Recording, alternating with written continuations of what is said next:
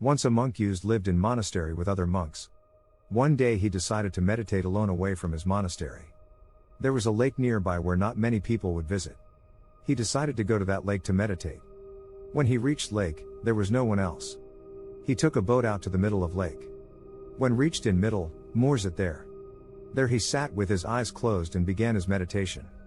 After a few hours of undisturbed silence, he suddenly felt a bump of another boat colliding with his boat. Monk got disturbed, but still he kept his eyes closed. Again he felt bump. With his eyes closed, he sensed his anger rising, but still he kept his eyes closed and stayed silent.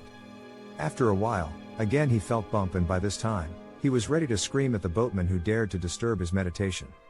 When he couldn't control anymore, he opened his eyes and looked toward another boat, to scream, but to his surprise, when he opened his eyes, he saw that it was an empty boat that had probably got untethered and floated to the middle of lake. As soon as Monk saw this, at that moment he achieved self-realization and understood that anger was within him and it merely needed the bump of an external object to provoke it out of him.